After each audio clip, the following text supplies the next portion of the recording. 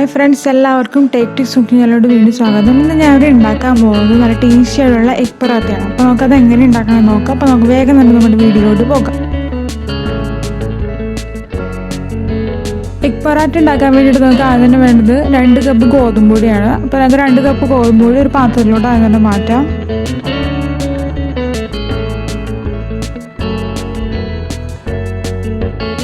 ഈ ഗോതമ്പ് പൊടിയിലോട്ട് ഒരു നുള്ള് മഞ്ഞൾപ്പൊടി ചേർക്കണം. ആവശ്യത്തിന് ഉപ്പ് ചേർക്കാം. എന്നിട്ട് നമുക്ക് നന്നായിട്ടൊന്ന് മിക്സ് ചെയ്യാമായിരുന്നു തന്നെ.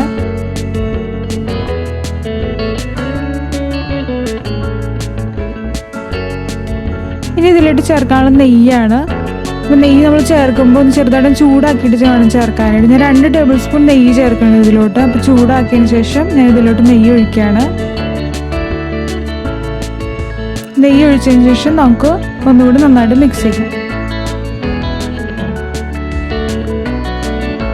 നന്നായിട്ട് മിക്സ് ചെയ്തതിന് ശേഷം നമുക്ക് ഇതിലോട്ട് ആവശ്യത്തിന് വെള്ളം ചേർത്ത് നന്നായിട്ട് കുഴച്ചെടുക്കാം. നമ്മൾ സാധാരണ ചപ്പാത്തിക്ക് മാവ് ഒഴിക്കില്ല, അതുപോലെ തന്നെ നന്നായിട്ടൊന്ന് കുഴച്ചെടുക്കാം. അപ്പോൾ ഞാൻ ചപ്പാത്തിക്ക് ഒഴിക്കുന്ന മാതിരി തന്നെ ഞാനിപ്പോൾ മാവ് ഇവിടെ കുഴച്ച് വെച്ചിട്ടുണ്ട്. നല്ല സോഫ്റ്റ് ആയിട്ടിരിപ്പുണ്ട്. ഇനി നമുക്കിത് 10 മിനിറ്റ് ഒരു അടപ്പ് വെച്ച് അടച്ചു വയ്ക്കാം. ഇനി നമുക്ക് വേണ്ടത് പൊറോട്ടയിൽ സ്റ്റഫ് ചെയ്യാനുള്ള മിക്സറാണ് വേണ്ടത്. അതിന് വേണ്ടിയിട്ട് 3 മുട്ട ഞാനിവിടെ എടുക്കുന്നുണ്ട്. 3 മുട്ട ഇവിടെ നമുക്ക് പൊട്ടിച്ചൊഴിക്കാം ആദ്യം തന്നെ ഒരു പാത്രത്തിലോട്ട്.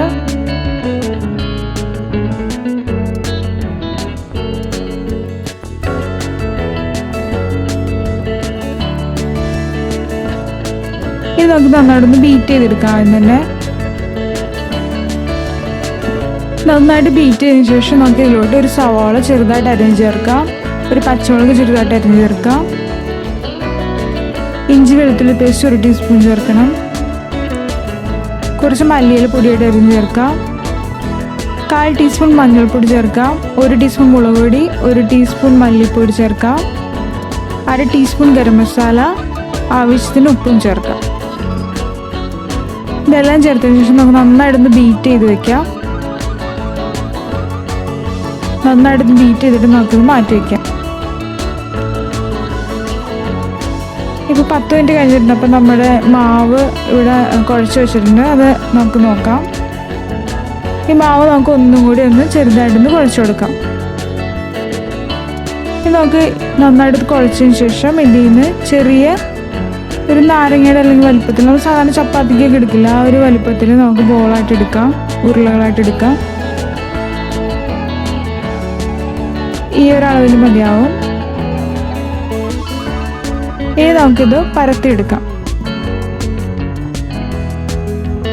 കുറച്ച് പൊടി വിതറിയതിനു ശേഷം നമുക്കിത് നന്നായിട്ട് പരത്തിയെടുക്കാം.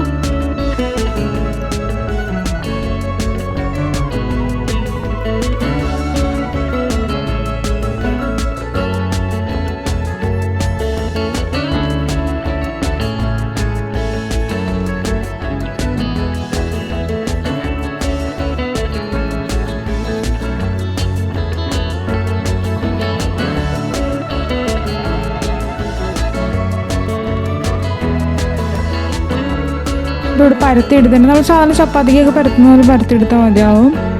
അതിൻ്റെ കനം അധികം കുറയ്ക്കേണ്ട, അതോടൊപ്പം തന്നെ അധികം കൂട്ടാൻ വേണ്ടത് ഈ ഒരു പാകത്തിന് മതിയാവും. അതിൻ്റെ കനത്തിൽ ഈ കനത്തിൽ നമ്മൾ പരത്തിയെടുത്താൽ മതിയാവും മാവ്.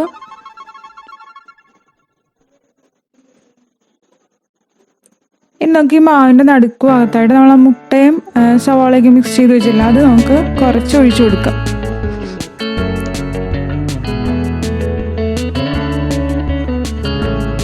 കുറച്ച് ഒഴിച്ചു കൊടുത്തതിന് ശേഷം നമുക്ക് ഇതിൻ്റെ ചുറ്റും കുറച്ച് വെള്ളം തേച്ച് കൊടുക്കാം.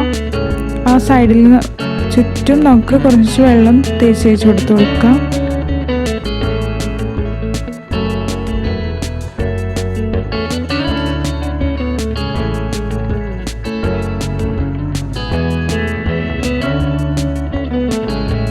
വെള്ളം തേച്ച് കൊടുത്തതിന് ശേഷം ഈ രീതിയിൽ നമുക്കിത് മടക്കിയെടുക്കാം.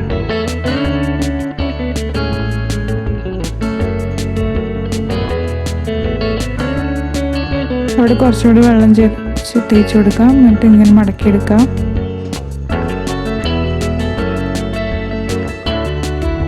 എന്നിട്ട് പതുക്കെ മടക്കിയെടുത്തതിന് ശേഷം ഇനി നമുക്കിത് തവയിൽ വെച്ച് വേവിച്ചെടുക്കാം.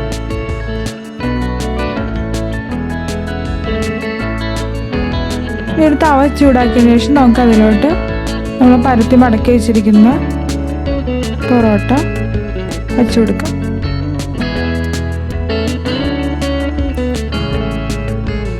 ഇതൊരു 2-3 മിനിറ്റോളം നമുക്ക് ഓരോ സൈഡും മറിച്ചിട്ടുകൊണ്ടിരിക്കണം.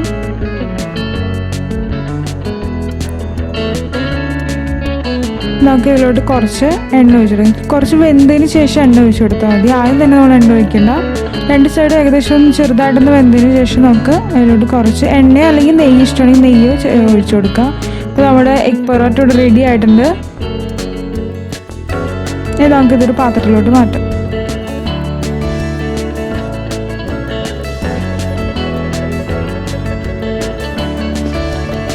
അപ്പോൾ എല്ലാവരും ഈ റെസിപ്പി വീട്ടിൽ ട്രൈ ചെയ്ത് നോക്കണം കേട്ടോ. നല്ല ടേസ്റ്റി ആയിട്ടുള്ളൊരു റെസിപ്പിയാണ്. ചൂടോടെ കഴിക്കാനായിട്ട് നല്ല ഒരു റെസിപ്പിയാണിത്. അപ്പോൾ എല്ലാവരും വീട്ടിൽ ഉണ്ടാക്കി നോക്കിയതിന് ശേഷം അഭിപ്രായങ്ങൾ പറയണം. ഇഷ്ടമാണെങ്കിൽ ലൈക്ക് ചെയ്യണം, കമൻറ്റ് ചെയ്യണം. അതോടൊപ്പം തന്നെ സബ്സ്ക്രൈബ് ചെയ്തിട്ടുണ്ടെങ്കിൽ സബ്സ്ക്രൈബ് ചെയ്യാൻ മറക്കരുത്. അപ്പോൾ വീണ്ടും കാണാം. ബൈ.